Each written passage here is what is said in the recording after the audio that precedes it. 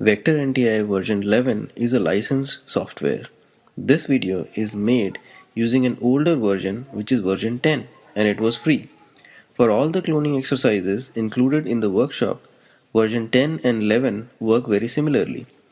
You can also download and activate Vector NTI trial version to use it before purchase. Serial Cloner 2.5 is a free software which performs all cloning experiments that we do as part of the workshop. It does not have neat graphics as Vector NTI, but it's free, an extremely effective alternative to Vector NTI. However, current tutorial will begin with Vector NTI before moving to Serial Cloner. So let's begin with Vector NTI 10.0. When you click open Vector NTI, you will land on this window which has an icon for molecule database. This program comes with a database of various DNA, RNA, protein, enzyme molecules, etc. To these you can add molecules of your choice. You can also create subset of main database. For example, within DNA RNA database, you will find a file of plasmid PBR322.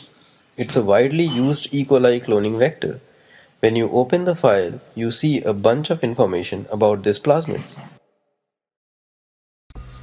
So let's click open Vector NTI icon.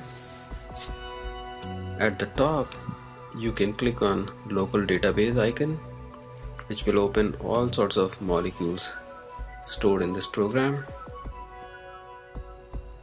And in this drop down menu, you can see DNA RNA molecules,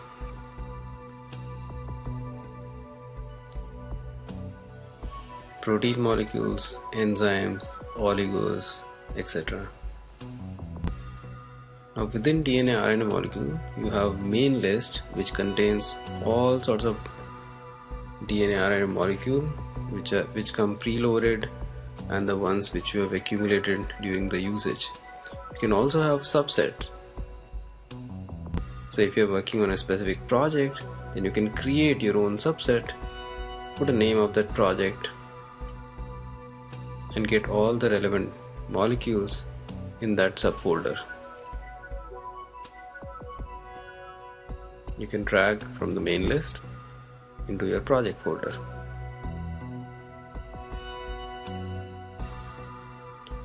Program also comes with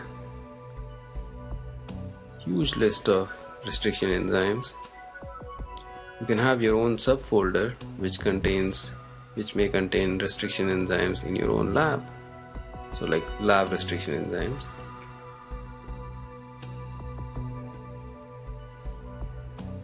Now let's open one of the molecules on the main list. We'll go for PBR322. It's a very common plasmid cloning vector for E. coli.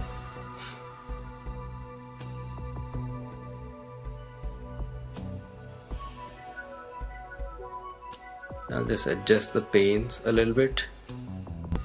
So here you can see you have on the left side text pane, graphics pane, and sequence pane, and there's a lot of information out here. For example, TCR is the tetracycline resistance gene. What is the size of this gene? P2P is a promoter. APR is a gene for ampicillin resistance. It's on the complementary sequence. Then the entire size of the plasmid, which is 4361 base pairs. These panes are also linked, so if you click on TCR, it will light up its sequence.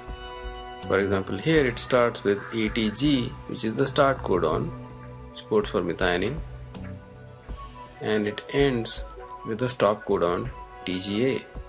Converse is also true. If you select a portion in the sequence pane, it will light up corresponding part in the graphics pane.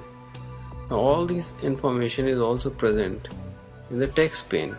So if you click on the drop down menu from feature map, you'll see like there are 3 coding sequences: TCR, APR, and ROP. You have 3 prokaryotic promoters,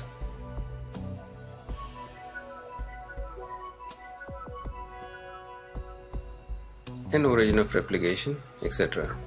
Now let's come to the restriction enzymes. So if you see the restriction enzymes depicted here, the ones which are in red, they are all single cutters, whereas the ones in black, they cut at least twice or more. You can also pick and choose which sort of REs you want to see. So you can go to analysis, go to restriction analysis, restriction sites, and here is a list of REs which you can choose from. You can also open your lab enzyme list and import all the enzymes from that. Now in order to see a specific type of RE, you can change some numbers here. For example, I'll change the number 8 to 1.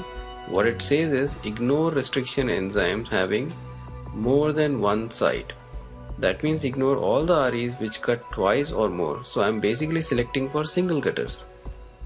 When I hit OK, all these restriction enzymes are depicted in red. They're all single cutters.